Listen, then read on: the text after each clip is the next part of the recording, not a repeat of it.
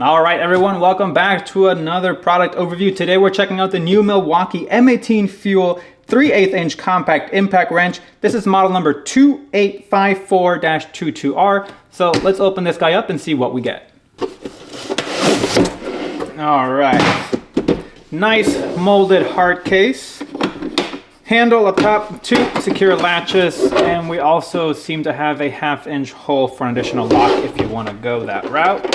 Let's open it up.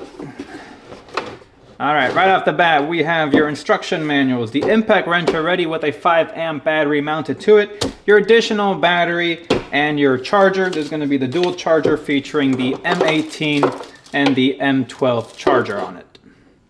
All right, moving right along, we're going to check out the impact wrench here in more detail. So the one thing I absolutely love about this wrench, as to any other wrench that I own, is the sheer stubbiness of this head right here. So without any sockets attached, we're looking at about 4 inches, 4 1/8 of an inch long.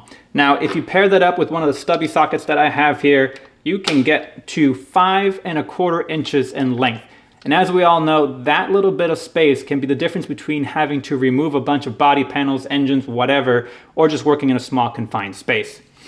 In the front here, we have 3 LED lights, which will give you full 360-degree illumination. So depending on what you're working on, you'll have good coverage overall no matter what angle you are attacking your bolts at. On the side here, you have your directional controls. We have reverse, a trigger lockout, and forward. The trigger is a full variable speed trigger, as you can see. Moving on down, we have a belt clip. Other side is empty for this guy, and obviously your included M18 battery just slides right in place. On the front, we have 4 mode selection. We have mode 1, 2, 3, and the auto mode. So mode 1 is 800 RPM with 1,000 impacts per minute. We have mode 2 up to 1650 RPM with 2400 IPM. Mode 3 is 2400 RPM with 3500 IPM. All of them pushing out 250 foot-pounds of torque.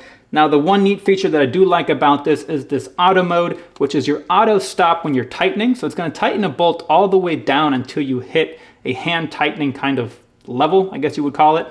And then if you do it in reverse, it's a bolt removal mode, which essentially will put maximum power into removing the bolt and then reduce the power down to just allow you to remove the bolt without sending it across the floor.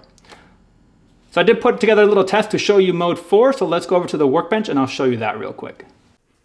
All right, so here we are at the workbench with the little test I set up for you guys. So this, once again, is going to be for mode 4. This is going to be the auto mode. Essentially what's going to happen is I'm going to drive this bolt down, straight down with full power, just holding the trigger all the way down. And you'll see as soon as the bolt reaches any resistance, it'll automatically stop, essentially just hand tightening the bolt for you.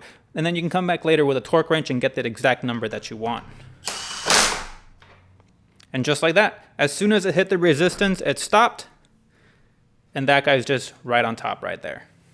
All right, and then moving over to the other side, I set up a little experiment for you guys. So I used a longer bolt so you can really appreciate what mode 4 will does in its little bolt removal mode. Essentially, I drove this nut all the way in as much as I could.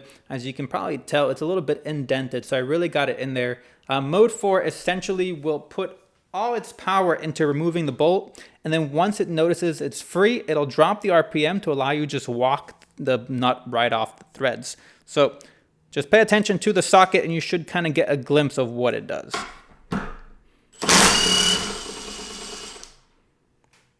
So as you saw, it really gives it power. Obviously this bolt's a little bit on the shorter side, so you don't get the full effect of it. But as we got towards the end of it, the RPMs just dropped, allowing you to just pull it right off.